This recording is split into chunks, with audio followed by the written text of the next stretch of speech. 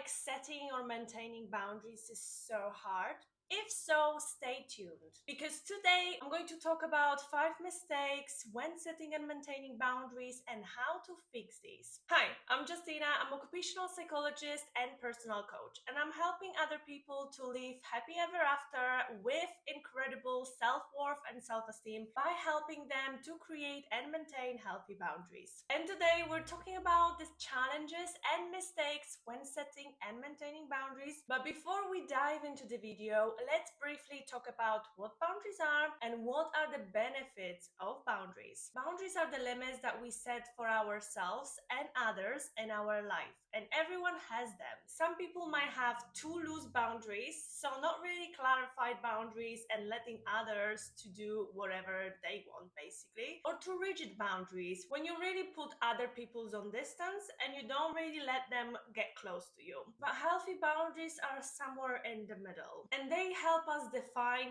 what's acceptable and what's not, what you find respectful and disrespectful, and help us maintain our self-respect and self-worth. Setting healthy boundaries can be challenging, but it is really essential to ensure that your relationships are healthy, are nourishing, and are loving and are happy. Let's talk about the benefits of having healthy boundaries. First is protecting your physical and emotional well-being. It can really help you to avoid situations when you feel uncomfortable or used or unsafe. For example, with physical boundaries, when somebody is standing too close to you, you might feel this instinct to take a step back. Then healthy boundaries are encouraging autonomy and can prevent from creating codependent habits. It can really help you to establish a sense of self and promote independence. I'm not talking about the toxic independence that you need to do everything by yourself and you're never asking other people for help, but when you know yourself and what you want and what you expect from other people, that helps you to really clarify who you are as a person and where you're going, what's your purpose.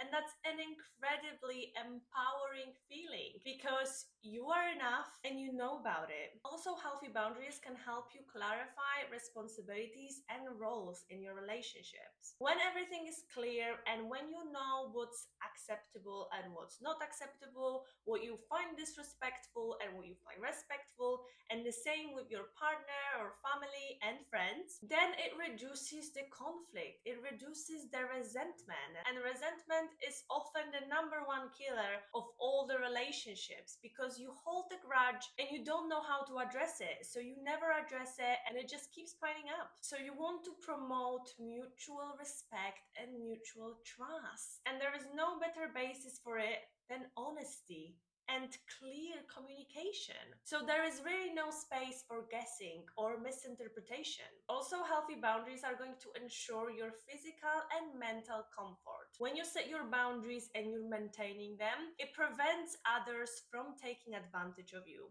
So you don't feel overused and you don't feel like your feelings are disregarded by other people.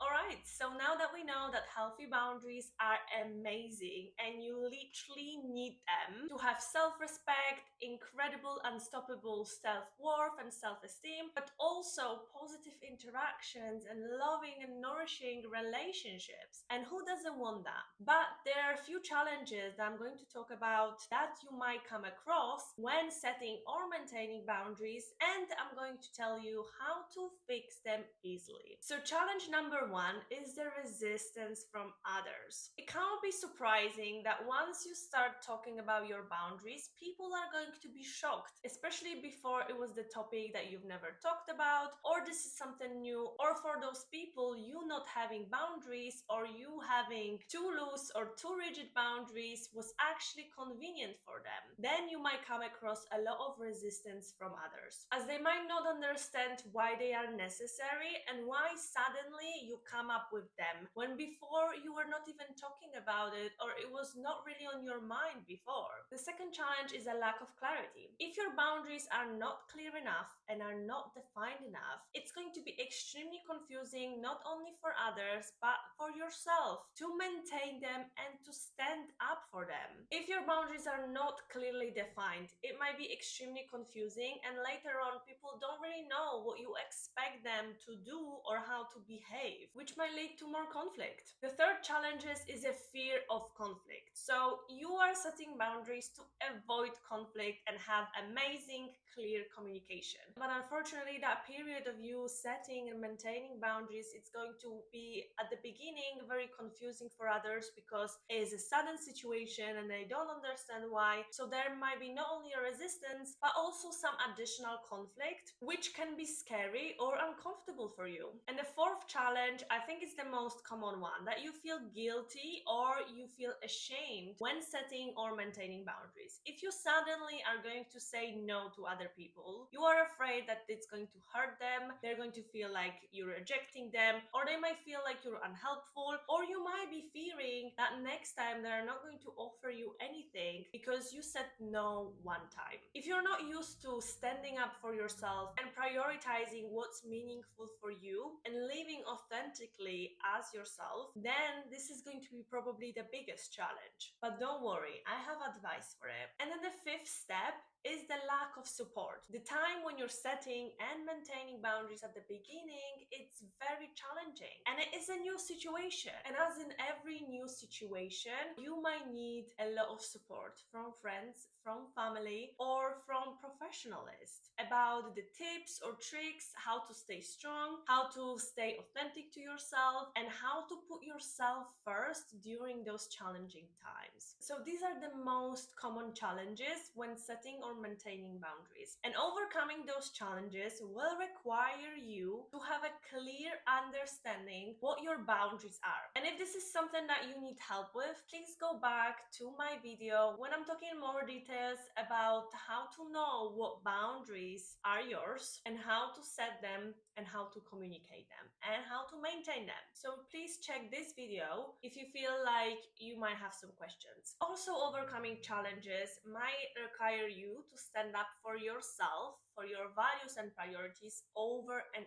over again. So be prepared that even if you said it one time, it doesn't mean that people remembered, that people respected, or they took it seriously the first time you said it. So please have a patience towards yourself and remember that your self-respect is crucial. You need to believe and stand up for yourself so other people can take your boundaries seriously. Otherwise, you're going to be pushed left and right. And at the end of the day, boundaries are for you to feel respected, to feel valued by others because they are important for you and your well-being. So here are some practical tips. When setting and maintaining your boundaries, be clear and specific. Use statements using I to communicate your boundaries in a clear and very specific manner. You can say, I prefer to do this over that. I feel tired, that's why I'm going to take some rest now. You need to say, I feel, I want, I prefer, I like, I don't tolerate, for people to know that this is about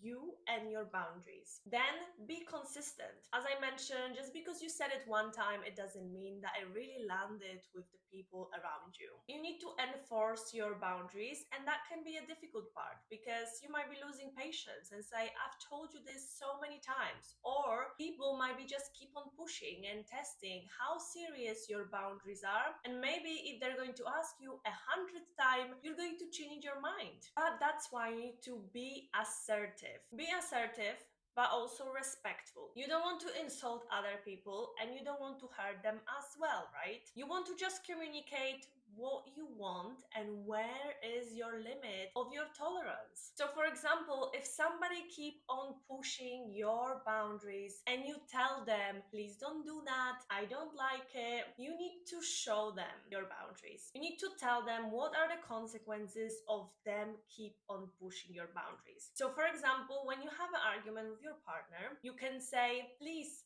don't scream at me, I don't like that. And if they keep on pushing, you tell them, if you keep on screaming at me, I will leave the room. And later on, they might acknowledge and stop screaming at you. Or if they don't do it, then you simply need to show them the boundaries. but you need to stick to that. Whatever you say, the consequences are. So if you said that you're going to leave a room, you need to leave a room in that moment, because you're standing up for your boundaries and you're taking them seriously, so then other people can take them seriously too. And remember that when the situation gets uncomfortable, you can always remove yourself from the situation. If people keep on pushing your boundaries, you can start ignoring them. You can just leave the room because you communicated beforehand that you don't like certain things, but they didn't respect whatever you said. So you're going to remove yourself from that situation. Don't feel like you need to stay there when nobody around respects you and what you have to say. And the other tip is really practice self-care. Boundaries are for you and for you to remember that they are so important for you. So if you keep on trying to please other people and worry about other people, when is exactly the time when you're going to take care of yourself or think about what you need? Get enough sleep, eat well, exercise regularly, practice self-compassion and self-kindness, and really establish a healthy well-being so you can be really stronger within yourself and you can be your best cheerleader rather than enemy. And then you will notice how important it is for you not betraying yourself, but standing up for yourself and have a self-respect. And lastly, seek support. In your life, there will be relationships when you feel like you have healthy boundaries. Stick to those and ask other people for support with the relationships that you feel that there is something missing, that the boundaries are not that healthy. And if you need more advice, please comment down below or please feel free to reach out to me, and I'm happy to answer all your questions and help you during that time. Remember, setting and maintaining boundaries is a process and it might be a lengthy one. However, with practice and persistence, it's possible to establish healthy boundaries and healthy relationships. You cannot just go into a relationship and expect that everything will be like in a honeymoon phase. At the beginning, it's going to be that way, but later on, because we are unique and everyone's boundaries are not universal, they are unique as well, there might be a lot of misinterpretation or a lot of different expectations. Hence, it is so important for you to communicate it, but before that, you need to know what you truly want and what makes you feel comfortable and what makes you feel disrespected. Thank you for watching. If you have any questions or comments, please leave the comment down below. And if you like this video, please hit the like button. And if you're interested in more advice on healthy boundaries and how to get to that loving and nourishing and happy relationship, please subscribe and I'll see you in the next video.